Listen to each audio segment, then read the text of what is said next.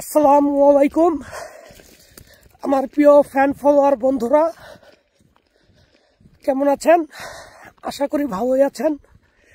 তো আমি আসলে ভিডিওটা করলাম এই কারণেই, বিভিন্ন পত্রপত্রিকা আমার নামে ভুয়া সংবাদ প্রচার করে, মিথ্যা সংবাদ প্রচার করে। এর মধ্যে আরও দেখতেছি যে আমার একই ছবি, একই প্রোফাইলের ছবি দিয়া তারা বিভিন্ন পেজ বা আইডি খুলছে। এক একজনের ফলোয়ার দেখি 40,000, 50,000, 28,000, 20,000, 16,000 হয়ে গেছে। হোক, সেটা তাদের ব্যক্তিগত। তবে আপনারা যাতে ভুল না করেন সেক্ষেত্রে আমি একটা বার্তা দিব। সেটা হচ্ছে, আমার অরিজিনাল আইডিটা কিভাবে আপনারা বুঝবেন? যেটা দেখবেন 3,90,000 উপরে ফলোয়ার। আবারও বলি, 3,90,000 উপরে ফলোয়ার, শুধুমাত্র ওইটাই আমার অরিজিনাল আইডি। আর এর নিচে, মানে 3,90,000 নিচে যত আইডি দেখবেন এগুলো সব ফেক আইডি। যদি আমাকে ভালোবাসেন, যদি আমাকে আপনারা পছন্দ করেন বাংলাদেশের নাগরিক এবং আপনাদের প্রিয় ভাই বন্ধু হিসেবে বা আপনাদের প্রিয় সন্তান হিসেবে, তাহলে ওই ধরনের ফেক আইডিগুলা আপনারা রিপোর্ট মারবেন। এটা আপনাদের সকলের কাছে, আমার প্রিয় ফ্যান ফলোয়ার সকলের কাছে আমার এটা অনুরোধ। দয়া করে আপনারা আমার এই অনুরোধটা রাখবেন। আর পত্রিকায় আমার নামে অনেক ভুয়া সংবাদ প্রচার করে, সঠিকটা আমি আপনাদের বলে দেই। সেটা হচ্ছে, আমার নাম মোহাম্মদ সোহেল সর্দার নীরব।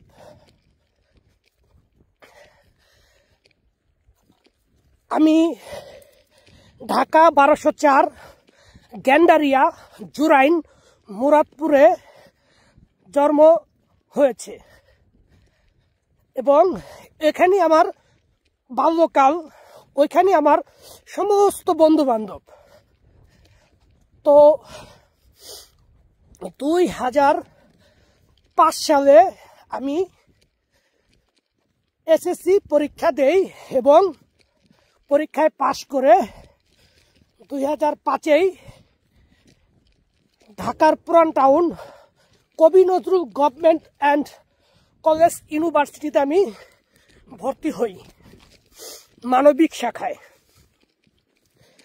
সেখান থেকে আমি এইচএসসি ইন্টারমিডিয়েট পাস করি এবং একই ভার্সিটির মধ্যে আমি ডিগ্রি বিএসএস কমপ্লিট করি।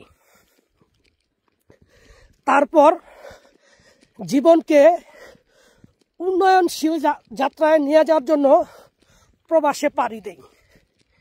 কারণ আমার বাবার তেমন বেশি অর্থ ছিল না বা সম্পদ ছিল না যা দিয়ে আমি বসে বসে খাবো। নিজেই একটা সংগ্রাম করার জন্য প্রবাসী হই। তারপর আমি 2012 সালে সৌদি আরব যাই এবং 2022 সালে সৌদি আরব থেকে বাংলাদেশে ফিরে আসি। ফিরে এসে দেখি যে বাংলাদেশের অবস্থা ভালো না। ব্যবসা বাণিজ্য করলে একজন আরেকজনের পিছনে লেগে থাকে। আবারও প্রবাসী হই। যেহেতু আমি দীর্ঘদিন প্রবাসে কাটিয়েছি, আমার অভিজ্ঞতা ছিল অনেক। তো আমি একটা চায়না কোম্পানিতে ইন্টারভিউ দেই। তারা আমার সরাসরি ইন্টারভিউ নেয়। সেই ইন্টারভিউতে আমি সফলতা অর্জন করি এবং নাম্বার 1 পেজে থাকি তাদের পছন্দে। তখন তারা আমাকে ওয়ার্ক পারমিট দিয়ে রাশিয়া নিয়ে আসে এবং সেই কোম্পানিতে আমি চাকরি করি। চাকরি করার পর দীর্ঘ 8 মাস পর আমি যাই শহরে ঘুরতে। তখন একটি বিজ্ঞাপন দেখি। বিজ্ঞাপনটা হলো যে রাশিয়াতে চাইলেই বেসামরিক মানুষ বা ভিনদেশিরা সেনাবাহিনীতে অংশগ্রহণ করতে পারবে। সেক্ষেত্রে আমাদের আবেদন করতে হবে। তো আমি প্রথম আবেদন করছি, তারা আমাকে রেসপেক্ট বা নেওয়ার জন্য ইচ্ছা পোষণ করে নাই। প্রথম ক্যান্সেল, দ্বিতীয়বার আবেদন করছি, দ্বিতীয়বারও ক্যান্সেল হয়েছি, তৃতীয়বার আবেদন করেছি, তৃতীয়বারও ক্যান্সেল হয়েছি। ক্যান্সেল হওয়ার একটাই কারণ, আমি রাশিয়ান ভাষা জানি কি না। তাদের ব্যাটালিয়নের মন্ত্রণালয় থেকে এই রিপোর্টটা করে। আমি তো ভাষা জানি না, কি করব? আমি ইংলিশ জানি, আরবি জানি, বাংলা জানি, হিন্দি জানি, উর্দু জানি, রুস্তি ভাষা তো জানি না, তাই কি করব? তখন শেষ চেষ্টা করি, আমি যেখানে থাকতাম সেখান থেকে 10.5 ঘন্টা শুধু বিমান দিয়ে যেতে হয়। জায়গাটার নাম হচ্ছে রোস্তভ অন ডন। সেই মন্ত্রণালয়ে আমি একই লিঙ্কে গিয়ে আবেদন করি, তারা আমাকে অ্যাকসেপ্ট করে। তারপর তারা আমাকে বিমানের টিকিট দেয়, ট্রেনের টিকিট দেয়। 10.5 ঘন্টা আসে মস্কো, মস্কো থেকে 32 ঘন্টা ট্রেনে আসি রোস্তভ, রোস্তভ থেকে 1.5 ঘন্টা গাড়ি চালিয়ে আসি মন্ত্রণালয়। তারা আমাকে মেডিকেল চেক আপ করে।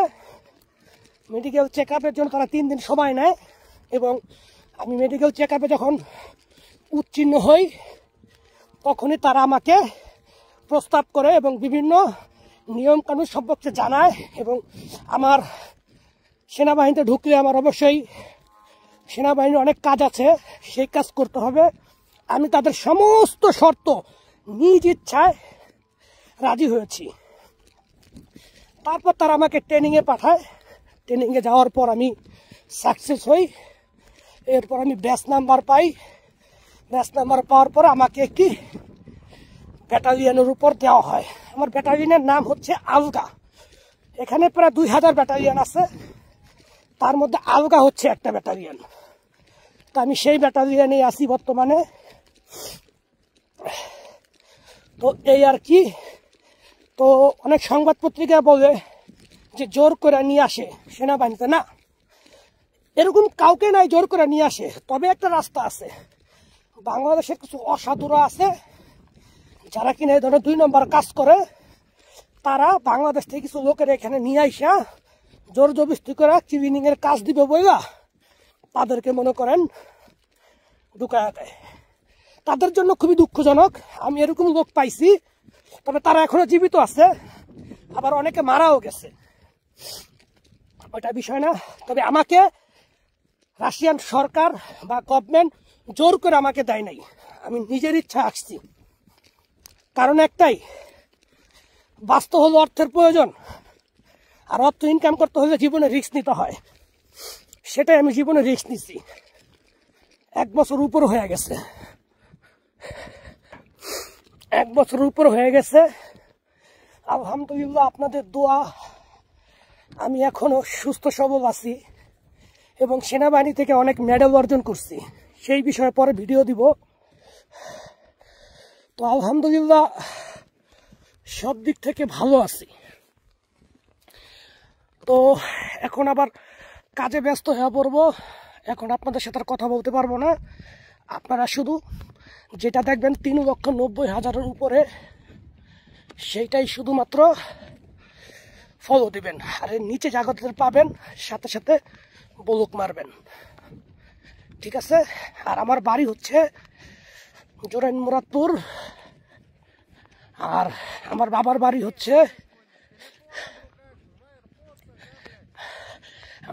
বাড়ি হচ্ছে মাদারীপুর শিবচর থানা অন্তর্ভুক্ত। বাস এতটুকুই। আমার বন্ধু যুদ্ধ করে আসলো ওই মাত্র। গাবারি Что сказать? Я душный, это Уголек, мой друг, я из России. Победа будет за нами. ময় কমান্ডার, এ হচ্ছে আমার কমান্ডার। দেখেন, এ হচ্ছে আমার কমান্ডার। সে আমাকে অত্যাধিক ভালোবাসে। তাদের ভাষা হচ্ছে ইয়া তেবে লুবলু। Я тебя тоже. কমান্ডার। Давай, аккуратно.